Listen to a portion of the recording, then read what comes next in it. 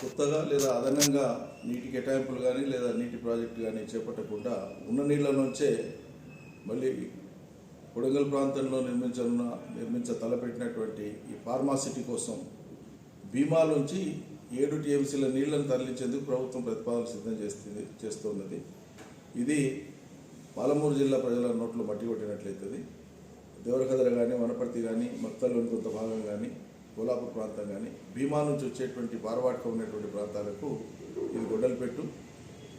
రాష్ట్ర ప్రభుత్వం ఇప్పటికే అనాలోచితంగా ఇదివరకే సేకరించినటువంటి ఫార్మా భూములు, ముచ్చర్ల దగ్గర, రంగారెడ్డి జిల్లాలో ముచ్చర్ల దగ్గర సేకరించినటువంటి భూములు సుమారు 14,000 ఎకరాలు గత ప్రభుత్వం, కేసీఆర్ ప్రభుత్వం సేకరించి సిద్ధంగా పెట్టింది ఫార్మాసిటీ కోసం.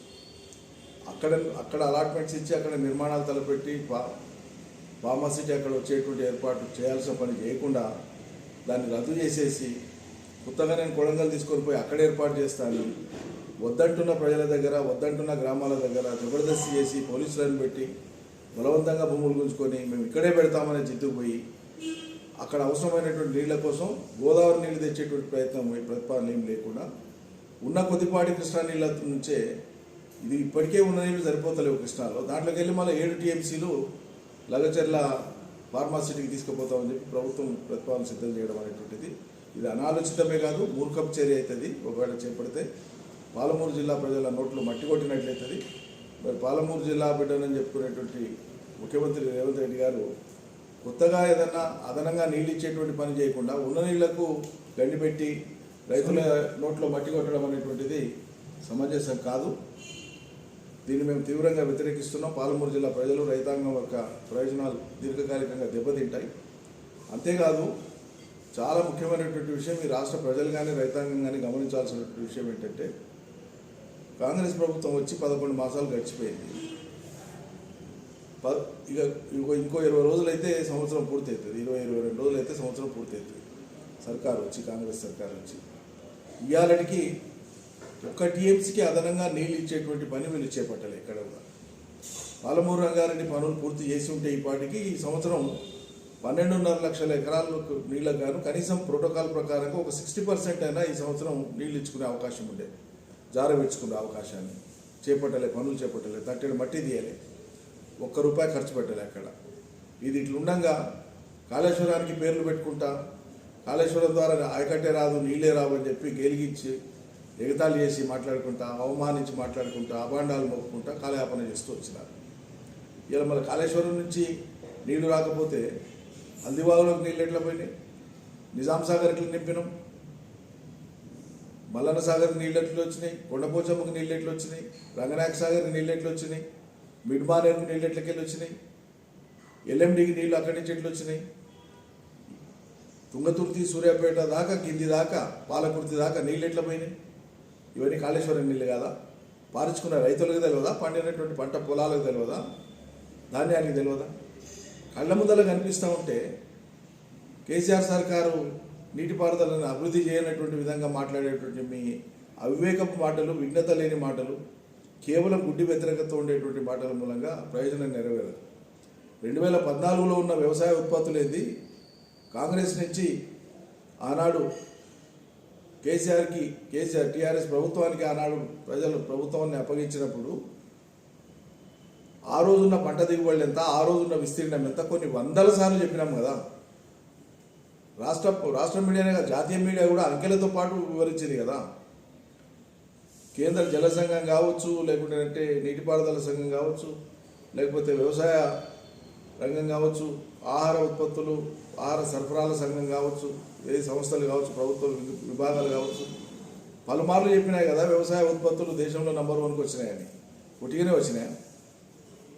ఒక ప్రణాళికాబద్ధంగా కేసీఆర్ సర్కారు పాత ప్రాజెక్టులను పూర్తి చేసేటువంటిది, అది కూడా నిర్దిష్ట కాలగడువులో పూర్తి చేసి ఫలితాలు ఇచ్చేటట్లు చర్యలు చేపట్టి ఇటు దక్షిణాన కృష్ణా మీద ఉండేటువంటి కేలై కానీ, అదేవిధంగా భీమా ఫేజ్ 1 ఫేజ్ 2 కానీ, ఎట్టెపాడు కానీ, కోయిల్ సాగర్ కానీ, వీటిని దిక్కు పూర్తి చేసే పనులు ముమ్మరంగా చేసి ఇంకోటి పాలమూరు రంగారెడ్డిని చేపట్టి 90% పనులు పూర్తి చేసి రాష్ట్ర వ్యాప్తంగా సుమారు 1000 పైచిలకు చెక్ డ్యామ్లను కొత్తవి శాంక్షన్ చేసి నిర్మాణం చేసి పారే వాగుల మీద నిరంతరం నీళ్లు నిల్వ ఉంచేటట్లు ఇలా ఎండాకాలంలో కూడా చెక్ డ్యాములు ఎక్కిపారేటువంటి విధంగా చెక్ డ్యాములను తయారు చేసి వాగులు వంకలన్నీ కూడా ఎండాకాలంలో కూడా సజీవంగా ఉండేటట్టు చేసి వ్యవసాయానికే కాదు పశుపక్షాదులకు కూడా సంవత్సరం పొడవునా నీళ్లు దొరికేటట్లు తెలంగాణలో భూగర్భ జలాన్ని పెంచడమే కాదు ఉపరితల నీటి ప్రవాహాన్ని పెంచి ఉపరితల నీటి ద్వారా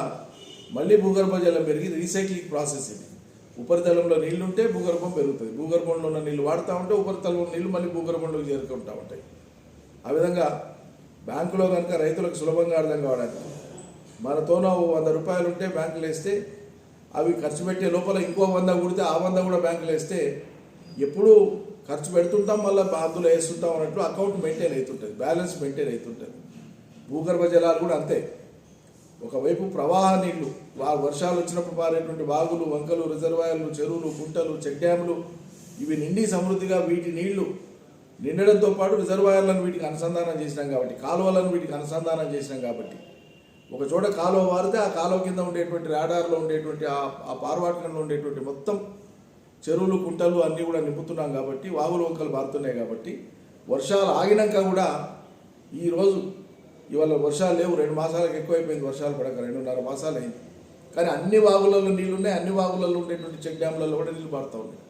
ఆ ఉపరితలంలో ఉండేటువంటి నీళ్లు భూగర్భంలోకి ఇక్కడ ఒక పని అయితే భూగర్భంలో ఉండేటువంటి నీళ్లను బోర్లతో రైతులు వాడినా మళ్ళీ ఉపరితలంలో ఉండేటువంటి నీళ్లు ఎప్పటికప్పుడు పారవాటకం జరుగుతూ ఉంటే ఈ భూగర్భ జలం మెయింటైన్ అవుతూ ఏటేటా పెరుగుతూ వస్తుంది తెలంగాణలో. ఇది మన కళ్ళ ముందు సాక్షాత్కరించేటువంటిది. వాస్తవంగా వెనక్కి పోయి చూస్తే ఎందుకు ఇంత ప్రయత్నం చేసింది కేసీఆర్, ఎందుకు పోయిన మా సర్కారు ఇంత తీవ్ర ప్రయత్నం చేసింది నీళ్ల కోసం, ఒకసారి వెనక్కి నెమరేసుకుంటే ప్రజలు అర్థమవుతుంది. మన జ్ఞాపకాలను ఒకసారి జ్ఞాపకం చేసుకుంటే పాత జ్ఞాపకాలను అర్థమవుతుంది. 1970 నాటికి తెలంగాణలో మూటబావులు ఉండే. 1970 దశకం తర్వాత మూటబావులు మెల్లిమెల్లిగా అంతరించిపోయినాయి. కారణం ఏంటి? ప్రవాహ నీళ్ళు ఏవైతే ఉన్నాయో తెలంగాణలో ఉమ్మడి ఆంధ్రప్రదేశ్ ఏర్పడిన తర్వాత 1956 నుంచి ఉమ్మడి ఆంధ్రప్రదేశ్ ఏర్పడిన తర్వాత వరుసగా వచ్చినటువంటి ప్రభుత్వాలు ప్రవాహం ద్వారా వచ్చేటువంటి నీళ్లను తెలంగాణలో నిల్వ ఉంచే పని చేయలే. నిల్వ ఉంచే పని ఏం చేయాలా? చెరువులు గుంటలను ఎప్పటికప్పుడు దురస్తు చేసి ఎప్పటికప్పుడు నిల్వ ఉంచే ప్రయత్నం చేసి పూడికలు తీసి కట్టలు బందోబస్తు చేసి అలుగులు బందోబస్తు చేసి తూములు బందోబస్తు చేసి నీళ్లు వృధా కాకుండా కాపాడితే ఆ నీళ్లు ఉంటాయి. ఆ నీళ్లతోనే భూగర్భ జలం పెరిగేది. కానీ 1956 నుంచి వీళ్ళు చేసినటువంటి ఉద్దేశపూర్వకమైనటువంటి కుట్ర ఇది 100 సార్లు 1000 సార్లు మాట్లాడారు. నీటిపారుదల రంగ నిపుణుడు కేంద్ర జలసంఘ నిపుణుడు కీర్తిశేషులు విద్యాసాగరరావు గారు దాని మీద పుస్తకాలే రాశారు. తెలంగాణలో ఉండేటువంటి నీటిపారుదల వ్యవస్థను చెరువులు కుంటల వ్యవస్థను ఒక క్రమ పద్ధతిలో సమైక్య పాలకులు ఎట్లా విధ్వంసం చేసినారని చెప్పి అది దేనికి దారితీసింది? భూగర్భ జలం ఇంకిపోవడానికి దారితీసింది. మూటబావులు కరువు కాగానే రైతాంగం బోర్లు వేసుకున్నారు.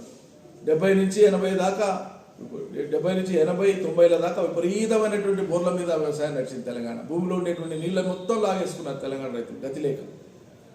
దాని నుంచి పుట్టుకొచ్చింది కరెంటు బిల్లులొద్దు మాకు ఉచితంగా ఇవ్వాలనేటువంటి డిమాండ్ అందులోంచి పుట్టుకొచ్చింది.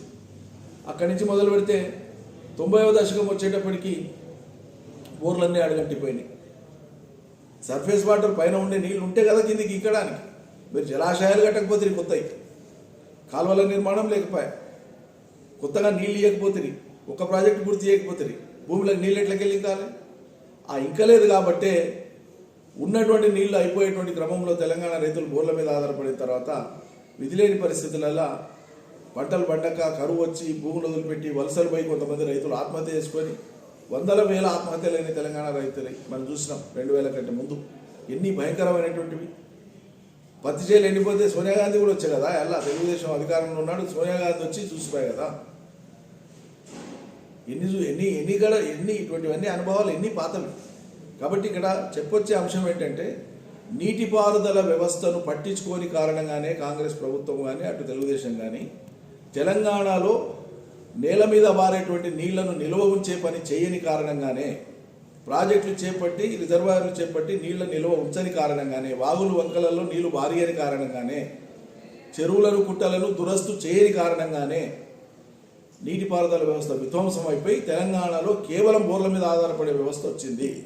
ఇగో దాన్ని మళ్ళా మార్చి భూమి మీద పారేటువంటి నీళ్లను పారించే దానికి ఏం చేయాలన్నటువంటి దాంట్లో పుట్టుకొచ్చిందే కేసీఆర్ సర్కార్ వచ్చినాక తెలంగాణలో మిషన్ కాకతీయ ద్వారా చెరువుల కుంటల దురస్తి చేసి నీళ్లు నిల్వ ఉంచే పని చేసినాం.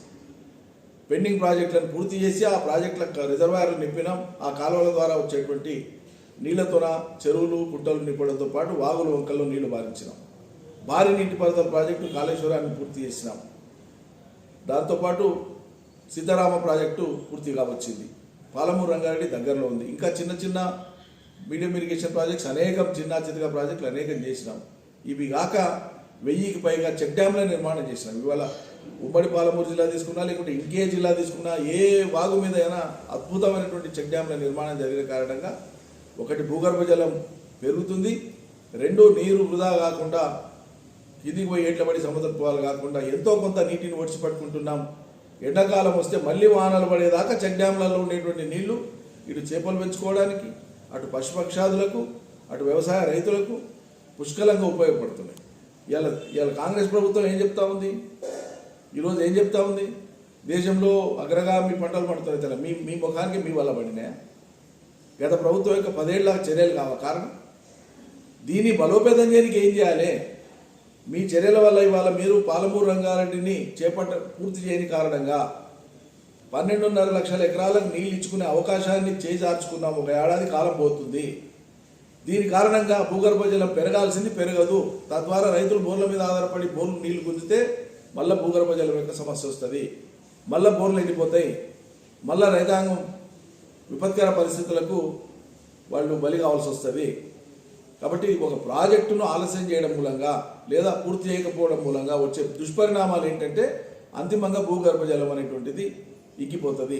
ఇవాళ ప్రధానంగా దక్షిణ తెలంగాణకు పెనుముప్పు వీళ్ళ నిర్లక్ష్యం కారణంగా.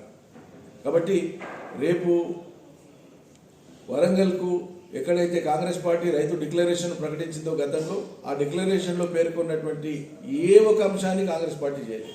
రుణమాఫీలో కేవలం సగానికి తక్కువ చేసి 36,000 కోట్లకు గాను 17,000 కోట్ల పైచీలకు చేసినటువంటి సర్కార్ లెక్కలే ఉన్నాయి. ఎవరు చెప్పాల్సిన అవసరం లేదన్నారు. ప్రభుత్వం ఎన్ని విడుదల చేసింది అనేటువంటిది ప్రభుత్వ ఆర్థిక శాఖలోనే ఉన్నాయి కదా. మీరు విడుదల చేసినటువంటి మొత్తం డబ్బులు 17,000 పైచీల కోట్లే. ఇవ్వాల్సింది 36,000 కోట్లు. అది మీరు చెప్పిందే. మొదట్లో చెప్పింది 42,000 కోట్లు, తగ్గించుకొని వచ్చి 36,000 కుదించారు. మీరు చెప్పిన 36,000 కూడా 15 ఆగస్టు లోపల అన్నారు. ఓ అబ్బో, ఒట్లు అయిపోయినాయి, తిట్లు అయిపోయినాయి, దాని తర్వాత శాపనార్థాలు అయిపోయినాయి, బూతులు అయిపోయినాయి, అన్నీ అయిపోయినాయి. ఇవ్వలే. ఇంకా మిగిలినటువంటి ఏమేమలైనాయి రైతులకు? రైతు బంధు అమలైందా? పెంచే దేవుడరు కేసీఆర్ ఇచ్చిందే ఈయనకే గతి లేదు కదా, ఎగ్గొడుతుంది కదా, లేదని చెప్తారు కదా.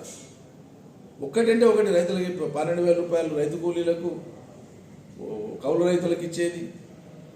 ఇవి 1 కాదు 2 కాదు 100 ఉన్నాయి దాంట్లో రైతు డిక్లరేషన్. ఈ రైతు డిక్లరేషన్ ప్రకటించిన వరంగల్కి రేపు గౌరవ ముఖ్యమంత్రి గారు పోతున్నారు. దేనికి పోతున్నారు? కాళోజీ గారి యొక్క కళాక్షేత్రం యొక్క ఆవిష్కరణకు పోతున్నారు, లేదా ప్రారంభోత్సవానికి అవసరం లేదా? సందర్భోచితంగా ఎండగట్టాల్సిన అవసరం లేదా? వైఖరి చెప్పాల్సిన అవసరం లేదా?